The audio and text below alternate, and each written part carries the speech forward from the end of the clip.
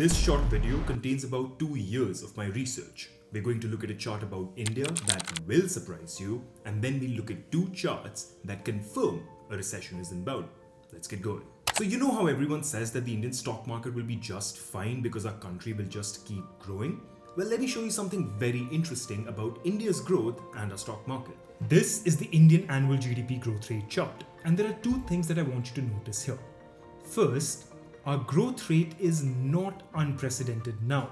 It was a year back, but since the RBI has raised its interest rates, our growth rate has normalized to a large extent. In fact, we are growing slower now than we did right before the great financial crisis. So as far as growth rates go, it's nothing that can soften the blow for our stock market. And talking about the stock market, we know that we've seen more than 50% corrections in the stock market twice in this century. In the 2000 to 2004 cycle and the 2007-8 cycle, we saw the stock market correct by more than 50%. But if you notice here, our GDP has never gone below zero in this century. What I mean to tell you by that is, even though the Indian economy will keep growing, our stock market can still correct by more than 50%. It has happened in the past, and it will not be a surprise if it happens again. So when people say that we should stay invested in this market simply because the Indian economy will keep growing, well, the Indian economy will keep growing, but that does not mean the market cannot drop by 50%.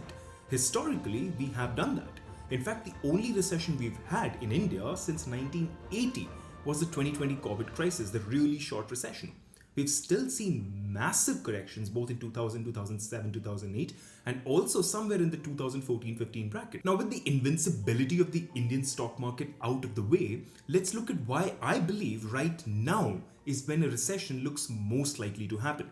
And for that, I'm going to start off with this chart of the US leading economic indicators. अब एक important question आता है यहाँ पर, what are leading economic indicators? Leading economic indicators are like road signs that tell us which path the economy is going down.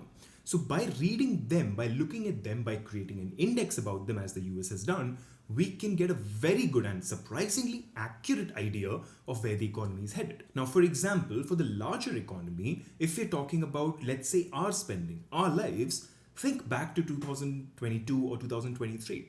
We were going on a lot of vacations, we were buying cars, homes, or we at least knew people who were making these big purchases. But if we now look at the last 3 months, I'm willing to bet that not a lot of us would know too many people who are buying houses or buying cars. We're not buying a second one for that matter, right? Which means overall economy spending, at least for the larger chunks, will reduce. This is another example of a leading economic indicator. They tell us in advance economy कौन सी path लेने वाली है. Now, if we look at this chart, we can see that recently, since late 2022, this index has been moving downwards pretty sharply. Now, when did this happen the last time? That was somewhere around here, and that led to the COVID recession. Before that, it was here, 2005-2006, led to the great financial crisis. Again here, which is the 2000, the dot-com bubble. We look back again, 1991. It corresponds to every major recession we've had. No exceptions. Every time the leading economic indicators moves down sharply as it has here, we see a recession come in. So I don't see why this time should be different. And logically, it does not make sense for it to be different, does it? Leading economic indicators show us लोग spend कितना कर रहे हैं. अगर लोग spend नहीं कर रहे हैं तो economy slow होगी. That's just basic math, right? So once again, no reason why the US economy at least should not go into a recession, and we know how that correlates to our Indian economy. We've seen what the FIs have managed to do just in the last month. Imagine that continues for another 6 months, and that means the DIIs don't have enough funds to cover us. That in turn means that our market corrects sharply. That is what I'm looking at over the next 3 to 6 months. Finally, we have the US 10-year versus 2-year yield curve. Now, this is the mother of all indicators. I'm not going to go into ये कैसे calculate होता है and macroeconomically इसके पीछे logic क्या है. The thing you need to know is that ये yield curve has 100% accuracy for about 150 years now. This indicator has literally never given false signal and never failed. And what this is showing us now is that a recession is basically around the corner. It could be tomorrow, it could be a month down the line, but it's here. Now, how do we get to that, right?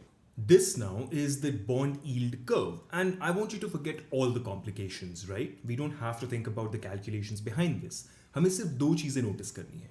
First, when does this yield curve go below the black line, which is basically zero? When does it go below it? And after it has gone below it, when does it come back up? And there's a reason why we care about only these two events. Because जब भी bond curve goes below the black line or becomes negative, we know that a recession will come sometime in the future. We don't know when. It could be 2 years or 3 years down the line, but it will come. And it's happened every time in the past. When the bond yield went negative here, we had recessions. When the bond yield went negative again, recession, recession, recession. Even when the bond yield mildly went negative, we had a recession.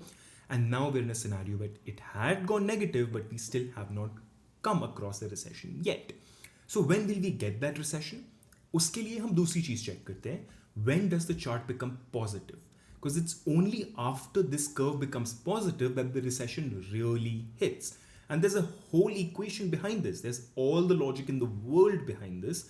And that's why this chart has never failed. It always predicts recessions correctly.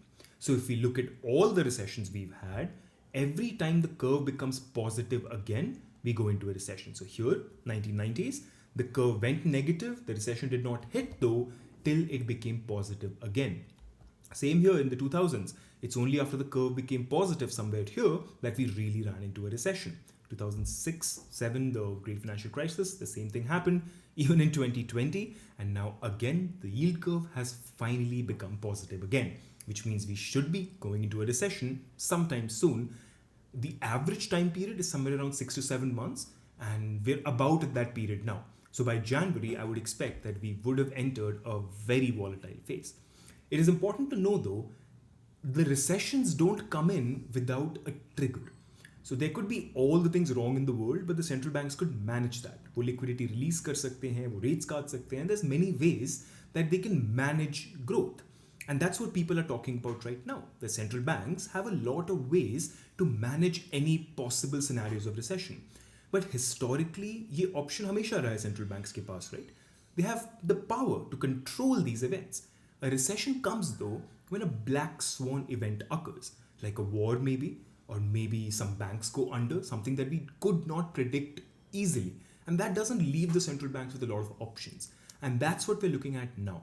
Some trigger has to come in, if it comes in now or if it comes in 2 months down the line. But that trigger is what will get us into that recession.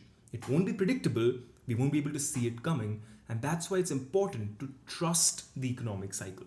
If the economic cycle says कि अब stock market के नीचे जाने का time आ गया है, तो we just have to trust it.